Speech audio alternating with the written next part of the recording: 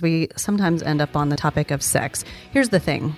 Anything in business is bolstered by your mindset. And I feel strongly that if you're not feeling good deep down in your soul, you're not showing up as your best self. And you can tell when people have not gotten laid in a long time because they're kind of tense. And so sex is an important asset to business. And I stand firmly behind that platform. Me too.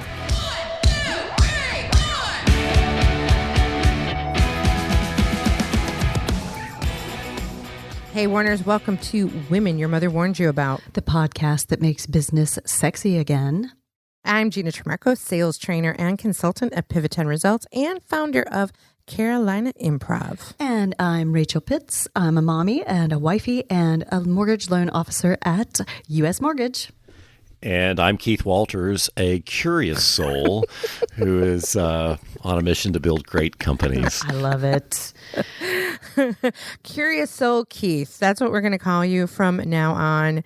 And that came up in this episode with Roseann Higgins that we were all talking about not what you do, but who you are. And Keith is a curious soul. I think I'm going to take some time and think about that question. You Me guys, too. We get to that near the end of this amazing podcast that, most of the time we introduce ourselves as hi, like I just did. I do actually put mom first and wife, and then I put my business label.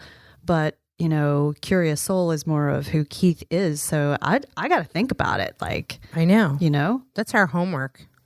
The first thought pops in my mind is I'm a dancer, but because I have been since I am. Mm-hmm. I really am that, and I try to get away from it, and I keep getting pulled back into it. But when God made me, He made me a dancer because not everybody has that gift. So it's interesting. It's really, you will love this episode. So Keith, tell us how you met Roseann. Roseann. Tell us about Roseann. Yeah, so Roseann Higgins she's the CEO and founder of a company called Single Professional Introductions for the Especially Selective, which she calls SPIES. And in her business, she is a matchmaker, a professional matchmaker. I met Roseann at a Conscious Capitalism conference last year and was just totally intrigued with what she does. Her mission is really, at a higher level, is about love. And at a tactical or business level, her mission is to match successful single men with hard-to-find, beautiful, intelligent women. And in this episode, we talk about beauty, not just being the visual beauty, but the beauty within the women. And she does this kind of through a headhunting model, as you would in business. So she combines executive recruiting and matchmaking talents to become this romantic headhunter, and she is really good at it. It's interesting. Her background, she's years and years in the Navy, turned entrepreneur. She is a expert marks person. I guess you can't say marksman anymore, but she's an expert shot. She's worked with high security clearance, and so this is kind of private stuff she deals with, and she's really good at keeping secrets. She's got some great stories about how she does this matchmaking and kind of what goes into making a successful match. And we didn't really talk business too much. I really wanted to dive into her business model, but some of the things that she's talking about from a matchmaking perspective are good takeaways for how to also create relationships in business. And she gives out a homework suggestion in this episode for finding your ideal mate, but I think it's actually homework that you can use for finding your ideal customers, finding your ideal employees. And you're going to have to listen so you can hear what that homework is. Yeah, it all comes down to how are you showing up, and that's when you have a business encounter with a brand new prospect or a current client, like how are you showing up and analyzing that, because it's the same criteria on a certain level for relationships that are romantic relationships, it seems. It's really, She's super interesting. Another person that we've interviewed that I wish we had another hour with. I know. I can't wait to have drinks with her in Phoenix. All right, let's get on with this episode with Roseann Higgins.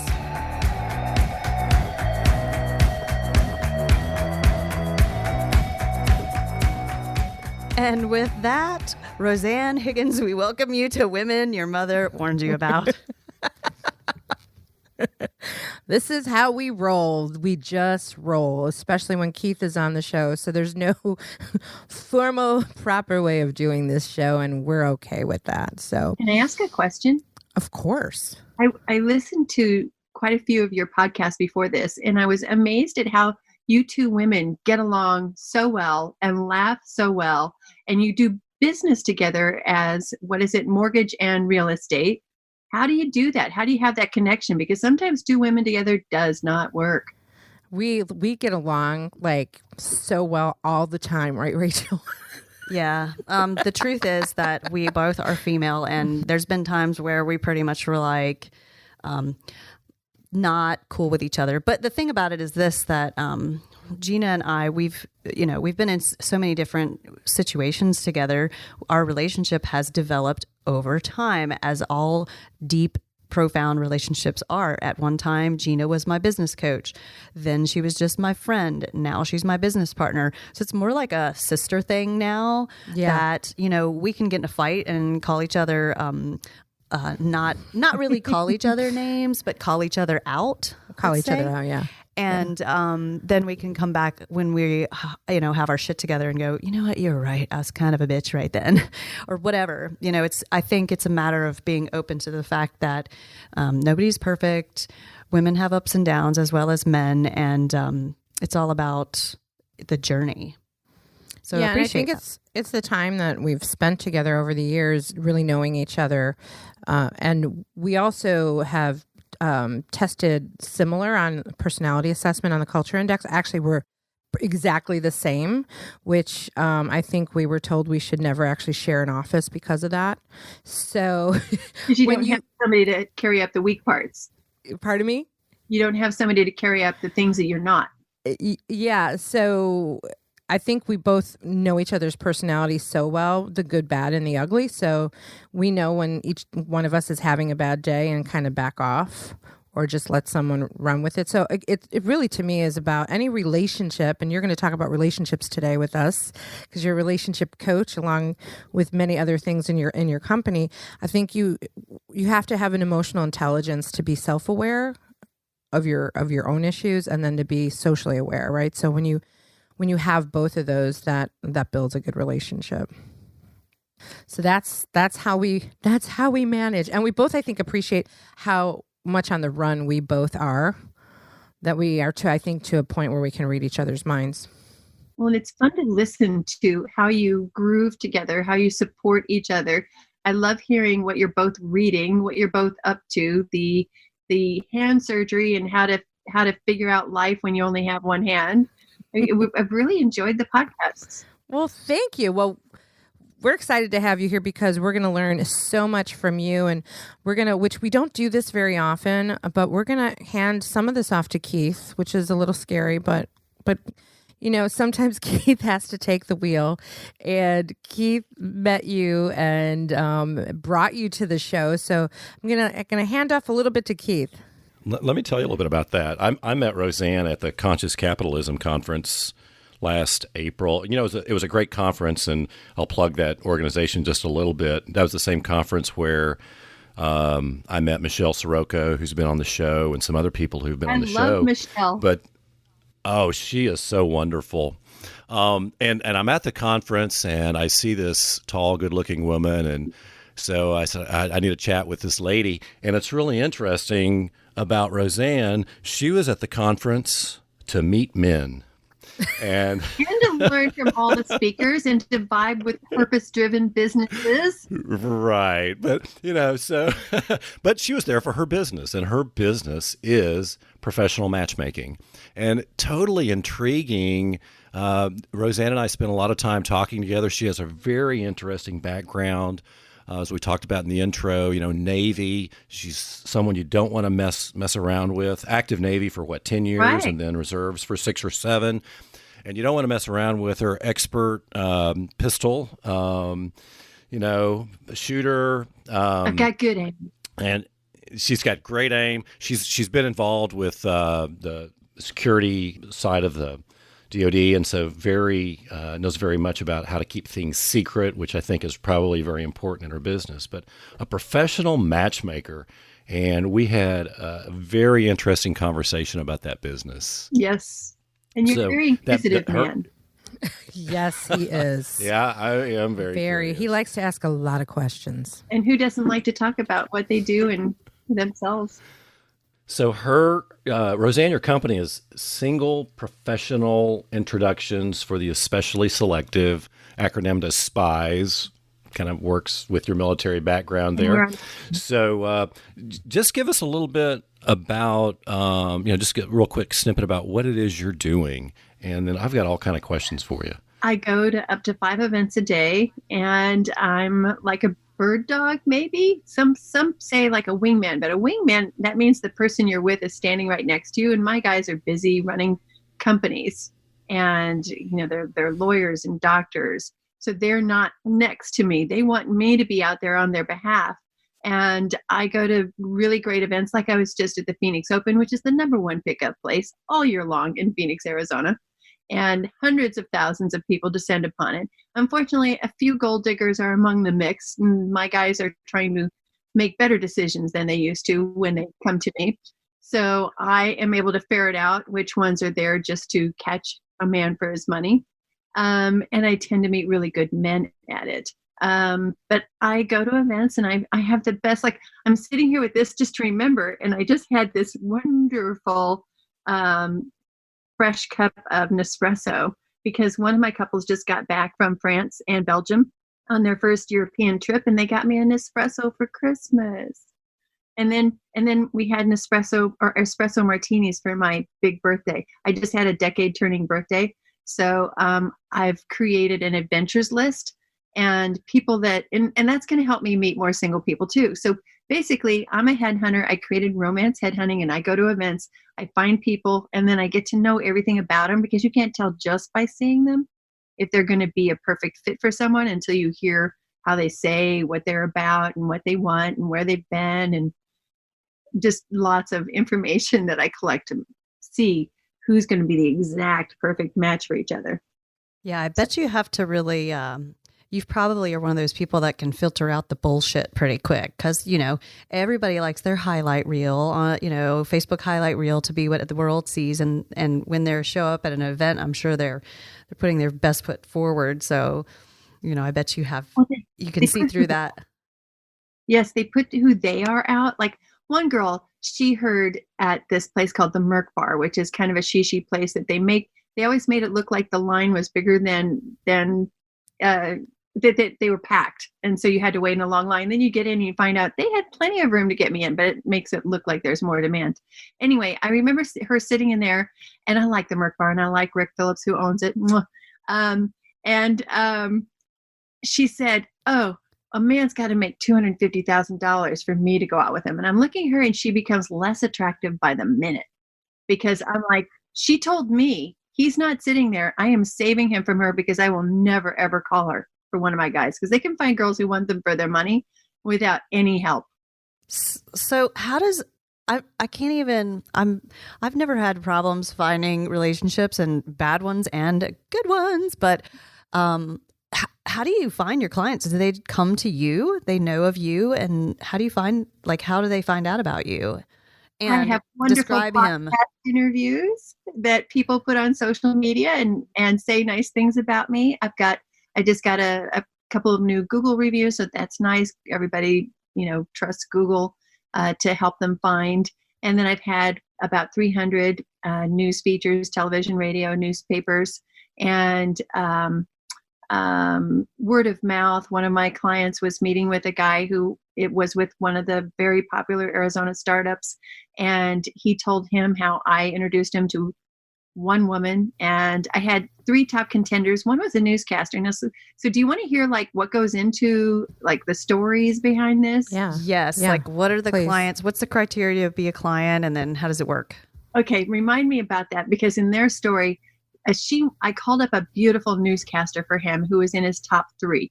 And she said, "Is he funny?" And I'm like, "I will get back to you." And if I have to say I'll get back to you, it's a bad sign.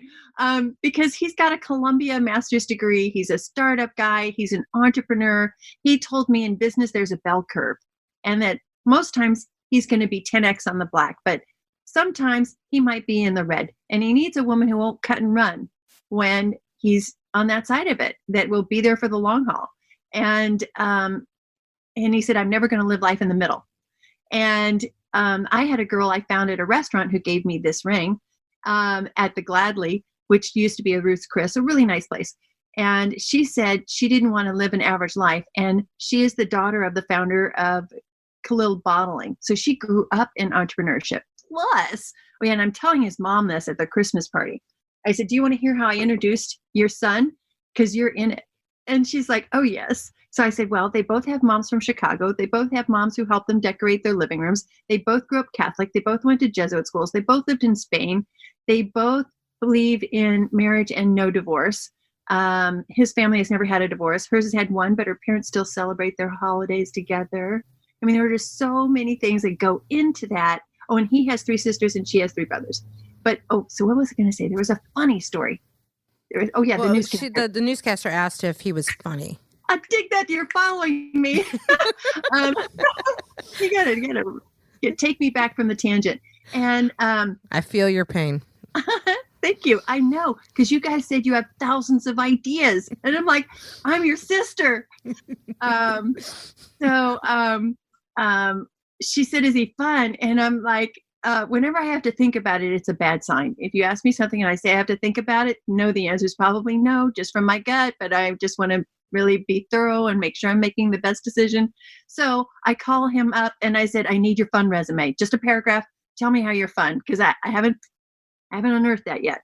So he comes up with something, and he mentions the term heteroskedastically correct. And I still don't remember what that word means, but that's okay. I had this lunch ages ago with George Will. And do you know who that is? He's a political commentator. Mm-hmm. Yeah. He said, I did homework before my lunch, and I told him I did. And I had an inch full of articles back when we used to print articles in my backpack. And I told him you used intonation, solipsistic, and I forget the third word. And I still don't know what they mean, because I'm just like too lazy to look them up. And if I really need them to communicate with you, we're probably going to have a problem. And because I don't want to have to, I want to be me. And if God wants me to know the meaning of those words and 10 more people use it today, yay, I'm going to know that word.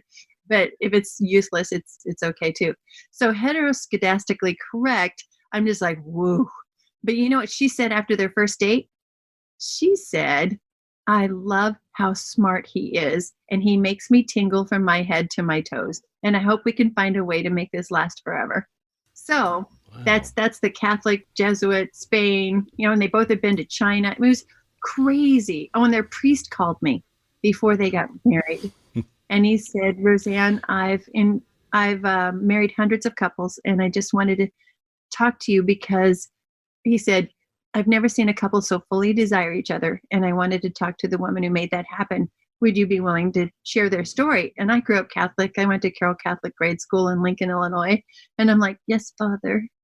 So Roseann, let me ask you, when you talked about going to 5 events a day, when you're going to these events, are you looking for the male clients, or are you looking for women to meet your male clients? I need one to make the other happen. I am hired to find women, so I'm constantly on the lookout for, like, a girl laughed. She just rolled her head back and laughed at an event at the Biltmore that Dave Barry spoke at. And I knew that genuine laughter, and she had this beautiful peaches and cream complexion, and there was just a genuineness to it. And I went inside the ballroom, and I'm like, I've got to find her. So usually it's women, because men are hiring me to get that 1 in a million. And so men are your paying clients. Yes. And it's, one of the things I, ask about, really curious about is, are women ever your paying clients, or is that not your business model, or is there not a demand for that? It used to be that I would serve both, but it is so much easier to find women and have women who tell other women, their girlfriends, because birds of a feather, I love that. if a girlfriend is the type of girl I want, she has a clan, a sisterhood. And if I do good with her, she's telling all of her friends. Men don't share. My first client taught me that. He was an emergency room physician back in 1994. And I'm like, I would love to know more doctors at your hospital. And he's like, what? And I'm like, well, I want to know more single doctors. Who can you recommend? And he said, I'm not going to let anybody else swim in my pool. And I'm like, ooh. I began learning about men.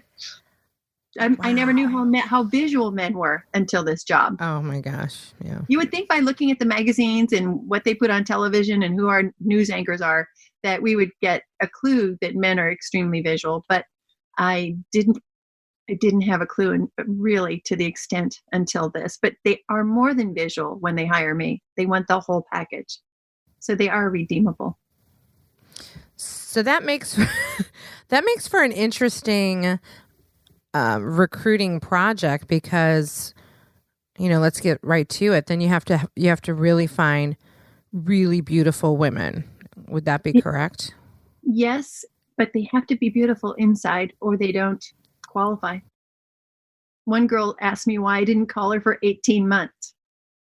And I said, well, you kind of look like a Scottsdale girl. And my guys can find Scottsdale girls for free. But I have a new one who's extraordinarily visual, who I really adore. He's employed thousands of people in the Valley. He's a really good guy. He's been giving me marketing advice. He's tall. He's 6'2". He's fit. He goes to a fitness studio. And he's a proud dad. He's a good dad. He's really close with his daughter.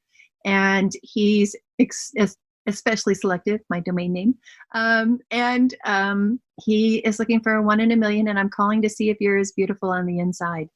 And she says, well, actually, I just broke up with my boyfriend 2 weeks ago. He was cheating on me, and your timing couldn't be better. And I'm like, then I'd love to know more. And that's who he is getting married to this year. Yeah. Wow. So, your model and the approach is a little bit traditional, right? It's the men seeking the women.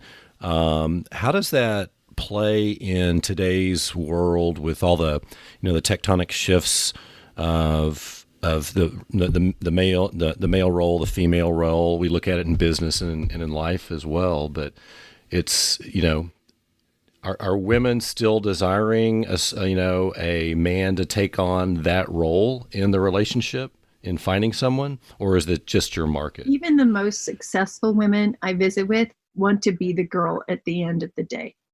They don't want to be the man. So they like a man who can make decisions, can say, let's pick up on Friday and go to Vegas. Let's here's where we're going to dinner. Just be ready. I'll pick you up at 7. So let me ask all three of you. So that creates this interesting, minefield, if you will, for a man. How to know when to kind of like play that role versus when not to play that role. Do you want my 2 cents? You go first, Gina. My 2 cents, Keith, since you like to ask questions, I would ask her what her preference is. I know for me, and I think women who are really successful in business, and it sounds like, Roseann's also, looking at very intelligent women inside and out, right? The very successful woman really at the end of the day wants to be the girl, I think, because I've spent my whole day making decisions and being in charge and being the boss and having a lot of male energy.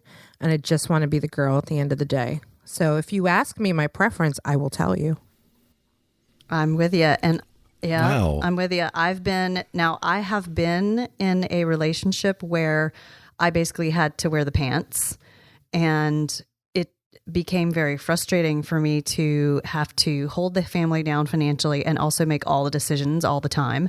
And in the end, it actually figuratively castrated the male counterpart in that relationship, because he began to feel helpless because I just assumed I was the one to make the decisions all the time. And I think that was part of the big breakdown of the relationship.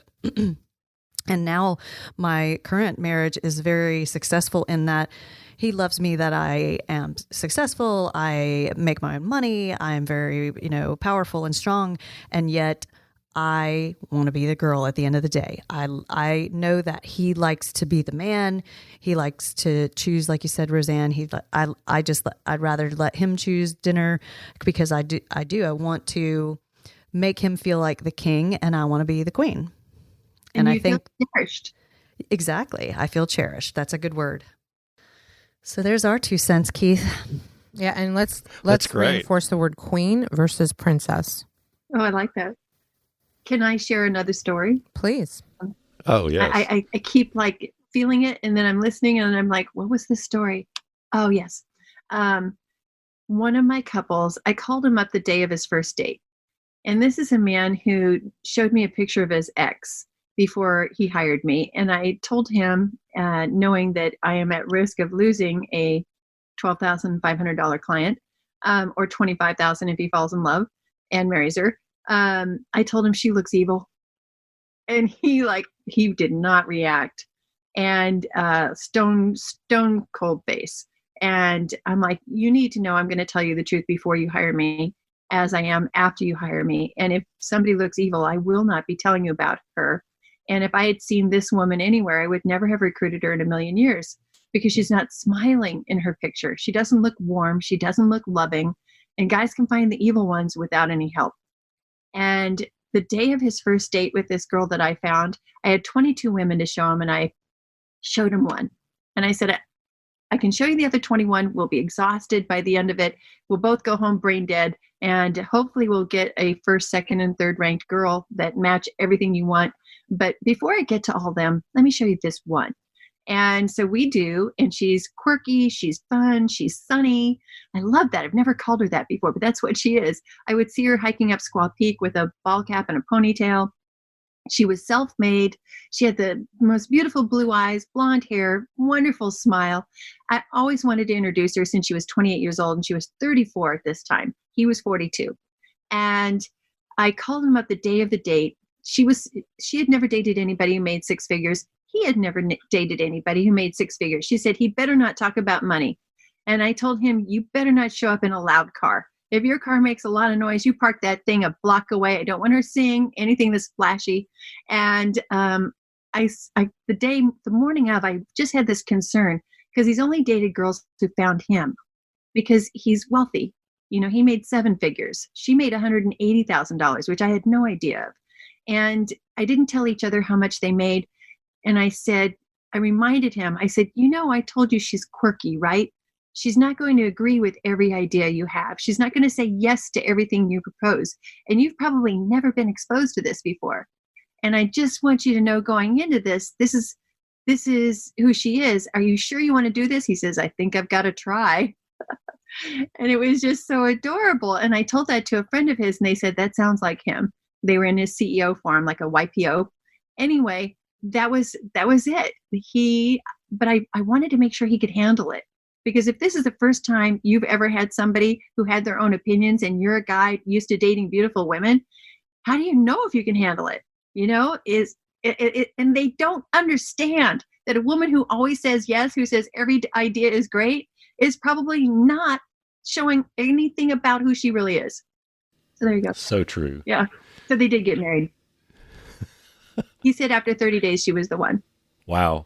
Hey everybody, I know you're enjoying this amazing episode, but I wanted to break in really quick and give a shout out to Dermavogue, our sponsor. Dermavogue at dermavogue.com is one of Gina and I's secrets to looking so amazing.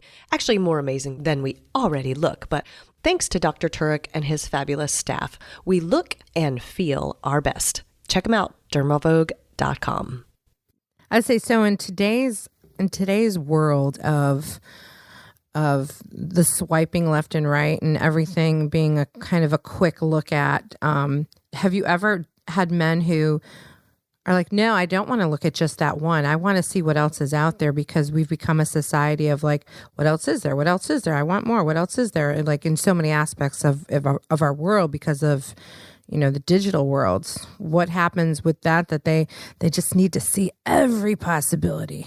Well, they're hiring me to hone from 15,000 people I've approached, the women in that group, to the right age, the right religion. So we get down to this many.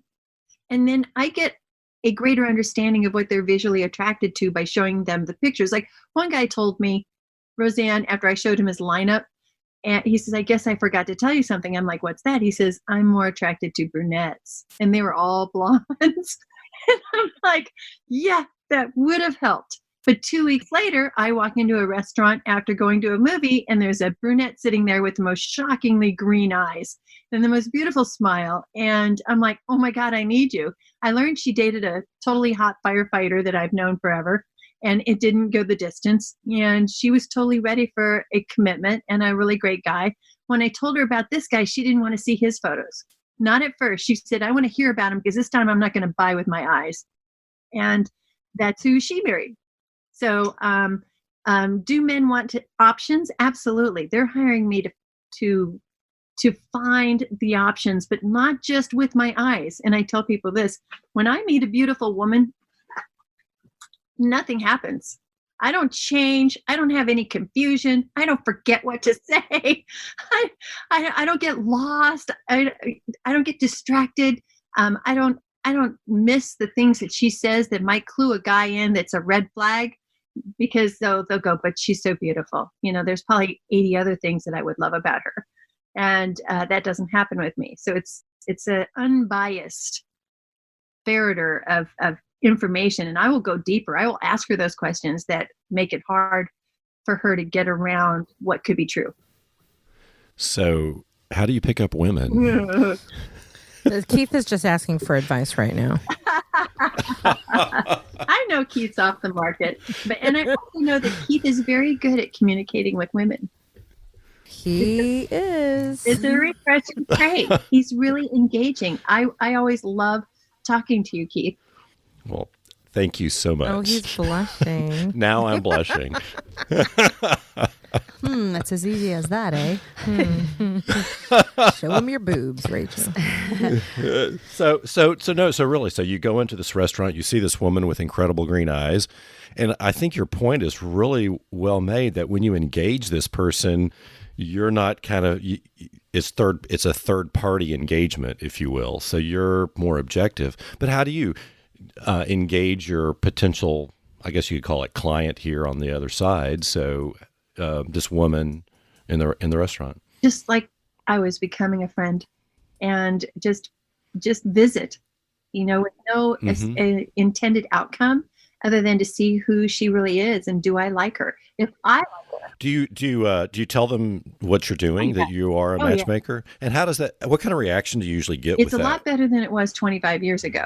Because 25 years ago, a guy who just saw me at a Phoenix Suns charities event, he says, I remember you doing this, way back in the early days, and you were ahead of your time. Because women would look at me who'd been married 20 years and go, oh, honey, I just don't know what we'd talk about. I've been married for 20 years. And I'm like, I don't know. I have a degree from George Washington. I was in the Navy. I did a congressional internship. I was on the crew team. I ran cross country. There's got to be, I hike. I do the Grand Canyon Rim to Rim every year. Come on. There's got to be something you're interested in. I read. I watch TV. But now it's like, I was at a group called Powerhouse Women and got to stand up and tell the whole room of women that I'm a matchmaker. And I created romance headhunting, and I go to events and I look for beautiful women to date my clients, single women. And if you know anybody, I would love to know you. And I was mobbed. And it's hard to find a really great guy. If a guy's spending my kind of money to hire me to find a woman, he wants a relationship in a serious way. And that is so exciting for a woman to know that a guy really wants to invest in a relationship and isn't just looking for the next thing.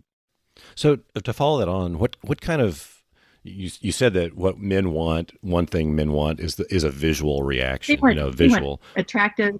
So what other generalities can you make about what men want? Intelligent. They want the attractive, the slender waistline or fitness, because they're fit guys. And I hate to say that, but it's just what I've learned. And they want intelligent.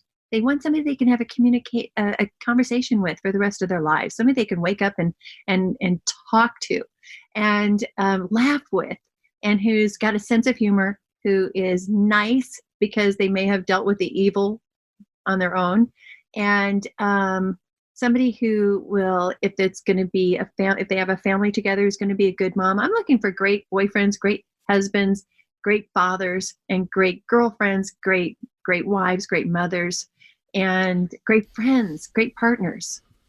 So what about the other side? What do women want? What do women want? Women want somebody, gosh, it's been a while since I've been asked this. Women want somebody honest who will tell us the truth no matter what, even if it's not what we want to hear. Tell us the truth. Then they want communicative, somebody who will talk with us, listen to us, good sense of humor, and because that can get you through the tough spots. Taller than us. I never realized how many women want a tall guy. I never knew. Even the girls 5'2" and 5'4" will tell me sometimes things like, one girl 5'2" told me a couple months ago she had to have a guy 6'2". I'm like, seriously? He's got to be 12 inches taller than you? One girl said that she didn't feel short she didn't feel petite, and that the guy was too short. This was years ago. And I'm like, go to the beach, take off your heels, because they're 4 or 5 inch heels. Every guy's going to feel taller than you. So taller, let me see, nice looking, good straight white teeth. Yeah. Very it's a good. crazy thing. I never really understood how important straight white teeth are, but if a girl's going to kiss a guy, the guy has to be kissable. Very good. So I'm going to chime in here because I know that we do have some listeners out there who are probably going, well, that's not me. I don't have a small waist. I don't make 6 figures. Maybe I'm not beautiful enough. Like, is that just not even your market? Like, because, in my opinion, beauty, there's so many different categories of beauty, and it does come from the inside. It doesn't necessarily mean a certain weight, size, whatever. It comes like really gorgeous, perfectly manicured Totally women beautiful. can also be ugly. So, just wanted to chime in for those women out there that might be like, well, this is bullshit because I'm not that. And does that mean I'm never going to find a great guy? No, it's like for the guy who's 5'7", what I find interesting is guys who are 5'7" have had to work harder and maybe develop more charisma than the guy who's 6'2". And I am blown away by that. And I tell the guys that are taller, I have a guy who's very serious. He thinks he's fun. And I'm trying to help him be more fun and bring that. He says, I'm more fun on a date. This is an interview process with you. And I'm like, yeah, I need you to close the gap between fun and serious. And because I'm finding you beautiful women that are fun, and engaging. And we want somebody who's alive. And it's the only thing about what I do that I'm disappointed. I'm disappointed in men that they aren't universally open to beautiful women, every beautiful woman that's out there. And I have had 6 men who have said, Roseann, I like a woman. One said, I want a woman who I won't cut my arms on if I reach my arms around her. She's not too bony. I want a woman who won't blow away in the wind. And I'm like, thank you, Jesus. They do exist. They do exist. So forgive me. It's not my intent to make anybody feel bad. And I believe that every woman, no matter whether they come to me or let God find them somebody out in the universe, go out there, be your beautiful self, and don't just stay home. Make it your mission, just like writing your book requires 30 minutes a day. You were talking about in one of your podcasts. I listen to your podcast, girlfriend. And I love that. In Costa Rica. Yeah. And so I want to find out if you wrote your books before we finish this podcast, because you said at the beginning of the year that you both wanted to have a book written by the end of the year. So spend some time and get some things on your calendar so that you can meet the type of man you want to meet, not just who asks you out, and have a higher bar for that guy and for yourself. It's, when I think I qualify as the most married and divorced person on this podcast right now. And so when I met my husband, who is, my final husband, because we are awesome together, he told me early on that he had this list. He had a list that, he had been with, I'm not sure if it was a therapist or a mentor or somebody who had told him to create a list of the perfect woman. And he was shy about sharing the list with me, but I had read one of my most favorite personal development books of all time, The Compound Effect. And in it, Darren Hardy talks about creating this list. He wrote this list, like 40 pages long, of and he said, it ended up, my wife was like, it was as if she was peeled off of the pages of this list. So when Felix told me he had this list, I was like, I've got to see your list. Because first of all, I was so blown away that I met a man that had a list. I was like, yes, he's got a list. Yeah. He knows what he wants. And then when he shared the list, when I berated him into sharing it, I asked him many times, and then he shared it. And really, I was the list, aside from being a 9-to-5 worker, which now I'm trying to be because it makes more sense. But I'm not. I'm a, if I'm my eyes are open worker. But a lot of the things on his list is what I was. And he was also astounded that he found me that I fit the list. So there really is something to that. If you're not finding who you want, then maybe you just don't know what you want. And, So I would give homework to your listeners. I like to have 2 lists. I want to know, what are the top 10 criteria that you're looking for in the person of your dreams? And I want to know, what are the top 10 criteria or qualities that make you, you?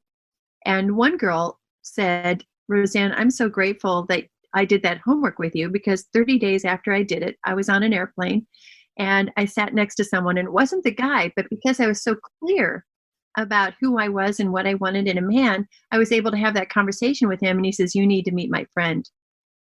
So even if you don't come to me and use me as your matchmaker, I'm on a mission of love for the whole world.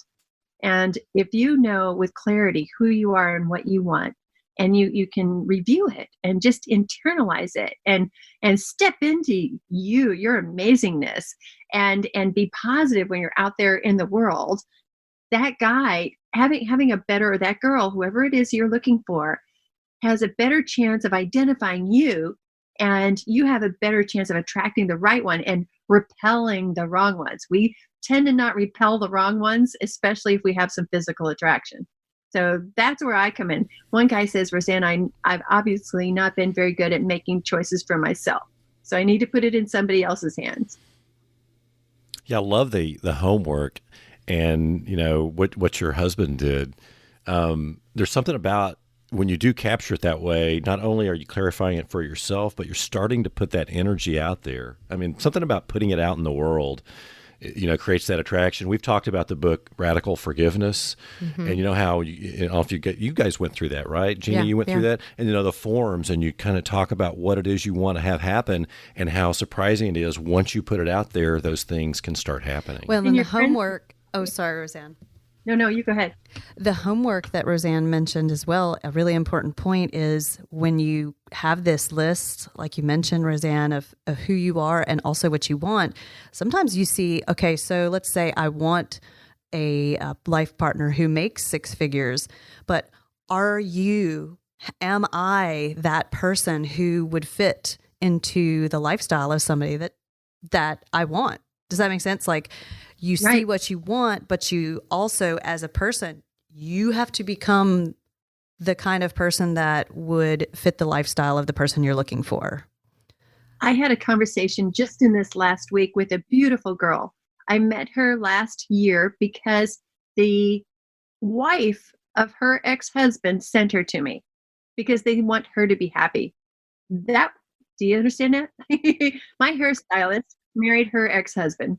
And she said, Roseann, I really want her to be happy. And so she came to me, but she was not in the same place she is now today. I saw her again last week, and she is so much more whole and really attending to, she was beautiful then, but she was playing it down when we met, and she was a little bit bitter. I could feel she was aching.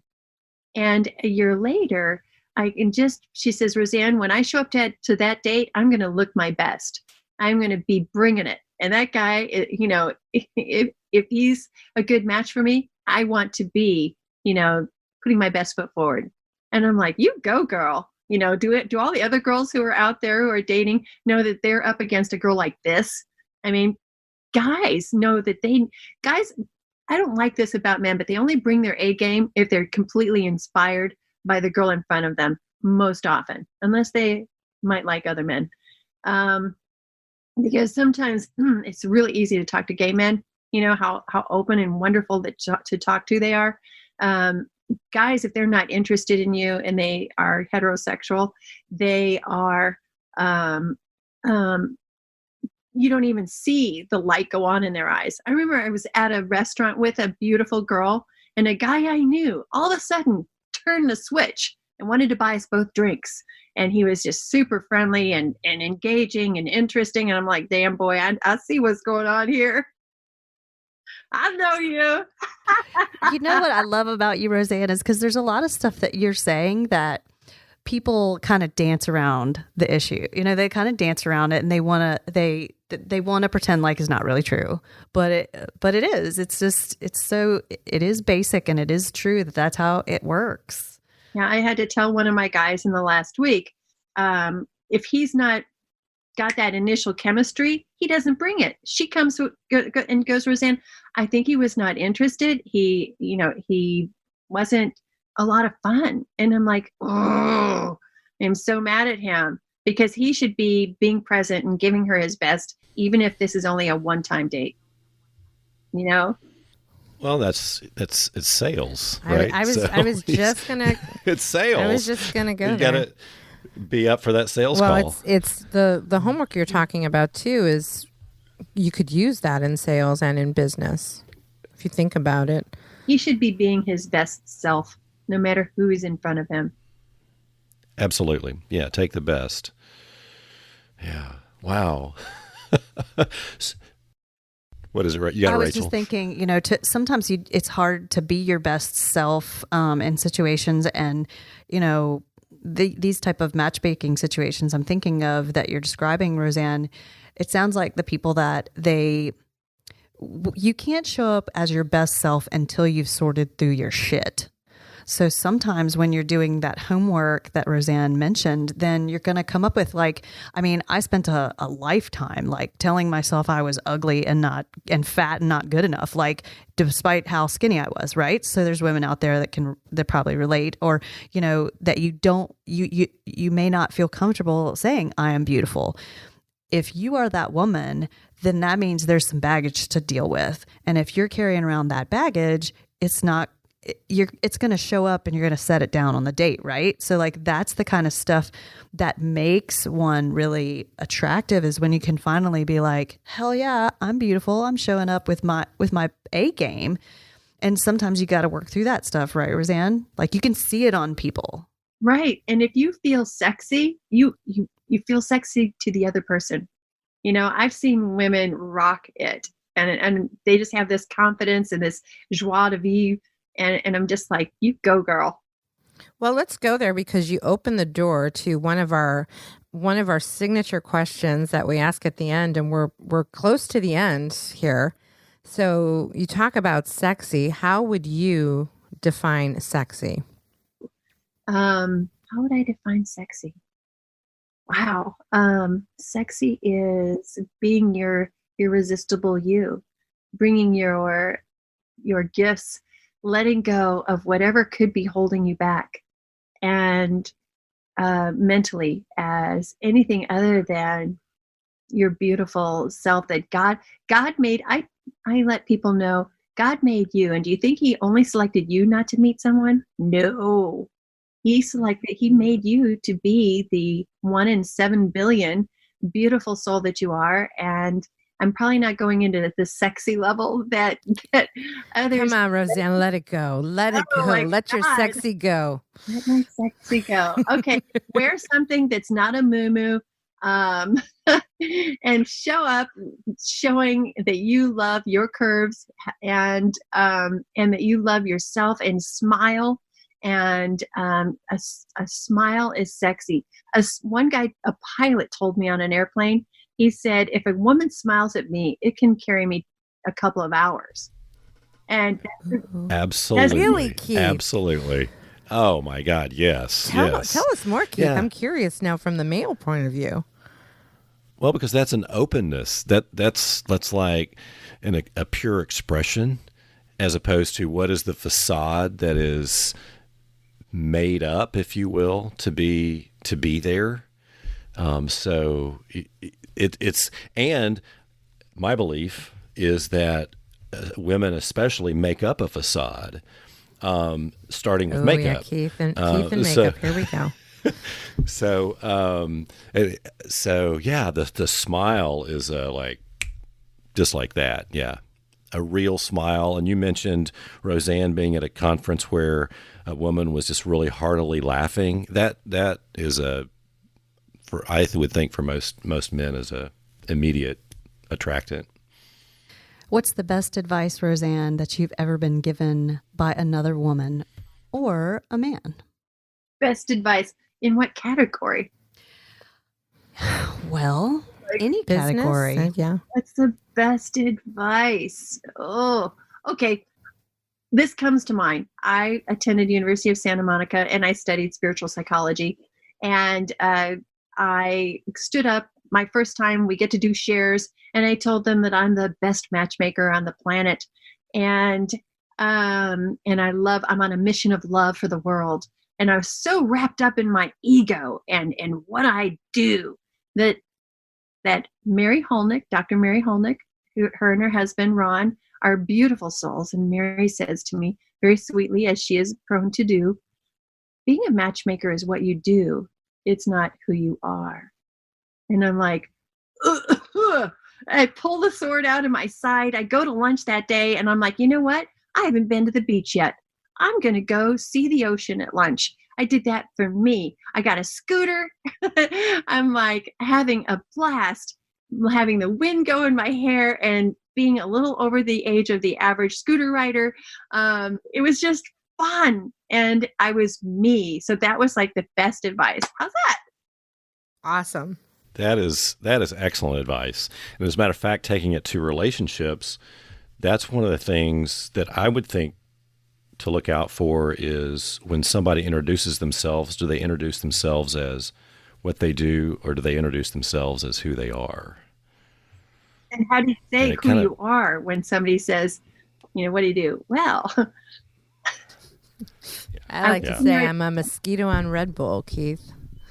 Yes, she that. I saw that. I was wondering if there was an image or a circumstance that made that come. This is what came. That's just Gina. This is what came from the Culture Index personality profile. The guy expediting it said to me, basically, you're like a mosquito on Red Bull, which would make Rachel the same. Yeah, that's really interesting too, because that is when people say, hey, hello, my name is Rachel. I am a loan officer with U.S. Mortgage and a mom. And that's not really who I am, though. So I just wrote that question down for myself. But I do think that to introduce myself as, hi, my name is Rachel.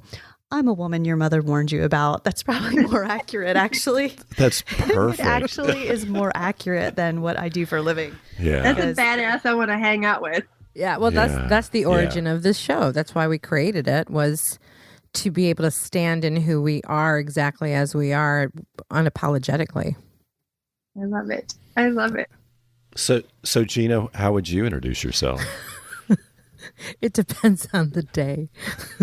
No, who are you? Yeah. I mean, I go along with Rachel. I'm a woman your mother warned you about. And on some days I'm a hot mess, and some days I'm a mosquito on Red Bull. It depends on the day. Every day is a little bit different. And do you have one, Keith? Yes, I'm a curious soul. Oh. Nice. Then it's true. He is a curious soul. And if you ever have a problem you want solved and you call him for advice, just be prepared for lots of questions and be prepared to say what you would do for a solution. Don't just call him to talk about an event. Be ready to be challenged in every conversation. That's a good quality, though. Hey, Roseann, one final of our signature closing questions. What advice do you wish you had been given? Ooh, I wish that somebody had held my hand 25 years ago and said, start writing your books now. Shut up, Rachel. So why? What's the laughter about? I've been berating Gina about beginning her book. Gina has an amazing book inside of her that she has not let the world read yet. I have written a book, and I put my not perfect book out into the world, and it's been fascinating the connections that people have made by my not perfect book. So we are encouraging in a sort of nagging sort of way to get Gina on board to writing her amazing book. Nagging kind of way. I think there's something to this, that I would love to support you in writing your book. And perhaps there's a way for us to support each other. Okay. I will take you up on that. We could schedule another offline conversation without my other ears listening and poking at me. Were you guys at National Association of Broadcasters ever in Austin, Texas? No. Okay. I No. wondered if I had met you before. No, I had been in Chicago years ago. So as we wrap up, we should ask Roseann how men looking for women should find her, and how, I guess, women who want to be found Sure. should find All you right. as What are well. the best ways? Men are typically proactive, and you can just call me. You can text me. If you're in meetings all day and you're like, I'm going to see if she responds, test me and send me your photos if you really want to get a jump on it. Guys typically aren't going to do that first, but my number is 602-241-1800. I don't mind if the whole world has my cell. That's it, 602-241-1800. My website. Girls can go there, or you can just email me. It's Roseann, Roseann, at especiallyselective.com. But I invite you to be as fast as the men and send me pictures of you via text too, because that starts me off really seeing who you are and putting a face with a name and information that you can just introduce yourself. It's free if you're the perfect match for one of these really amazing guys. And what have you got to lose? And I will be my most honest and best self for you and be your friend. And you mentioned, if you want to mention again, you mentioned what are your clients paying you? $25,000 half up front, and I know I should be charging more because I've only had 5 divorces in 25 years. So I'm saving them millions of dollars and heartache.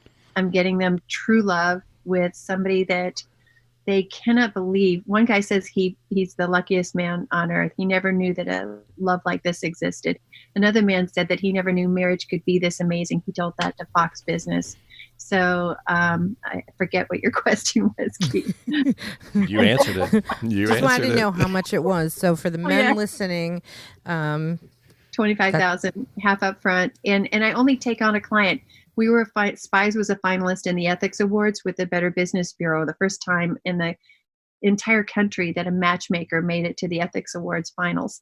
And I'm so honored and blessed, but they had heard that I only take money from people if I think it's a search that can be done.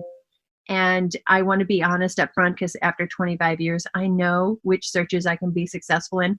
One guy wanted to hire me recently who's 5'8", and I said, before I let you hire me, I want to see if a girl I'm thinking of would go out with you. If she says yes, I know she exists.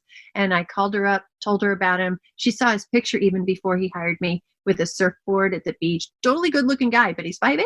And she's like, he's handsome. I'm like, yes. So I'm going to be honest with anybody before they spend a dime with me, just like I was with the guy who I told his ex looked evil and fell in love with the first girl. So that's what they can count on, is an honest conversation and a friend who really cares about their outcome.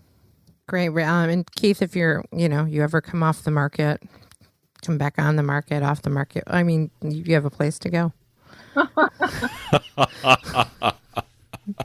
I guess that would be on the market. You come back on the market. Keith is someone who probably has the ability to call somebody as soon as he would become single, because he's very open and communicative with women, and he's handsome and fit. things that girls, and he's successful and interesting. He's the whole package, ladies. Yes. Yes. But there's not a for sale sign out front right now. So. Not right now. Not available. Roseann, it has been awesome having you on the show. Thank you so much for taking the time out and getting up early to be here with us, with our listeners. Thank you for having me. Thank you for being so amazing and for all you're doing out in the world, all three of you. Oh, thanks. And thanks to all of our Warners for listening to this episode of Women Your Mother Warned You About, and to our sponsor, Dermavogue, who keeps Rachel and I looking prettier than we already are. Keith is already naturally pretty. Handsome. As are you, Gina. You're just glowing today. Stop it. Your hair looks like amazing. Thank you. To connect with me, Gina Trimarco, directly, or learn more about Pivot10 Results and Carolina Improv, you can find me on our website at womenyourmotherwarnsyouabout.com or at ginatrimarco.com. And to connect with me, Rachel Pitts, you can find me all over social media as The Singing Lender. And to find all of our social media links and free downloads, and to find Keith. Oh, I don't mean to leave you out, Keith. Where can they find you? Well, they can go to that website, womenyourmotherwarnedyouabout.com, look at About Us, and find my massive social media presence on LinkedIn. There's a hesitation in the massive. I'm sorry. I went to a...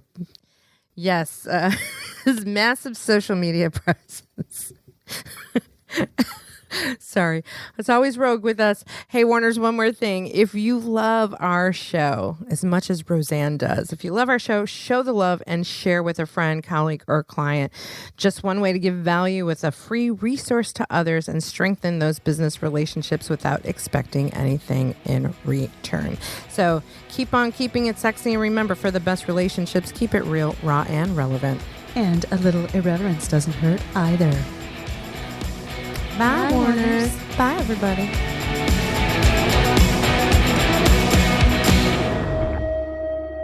This really will get serious soon. Yeah, it doesn't have to. I don't think anybody wants it to be serious. Women Your Mother Warned You About is a Pod About It production. You've got a great idea. Let's pod about it. Visit podaboutit.com for more information. Woof, woof. Monkey, monkey.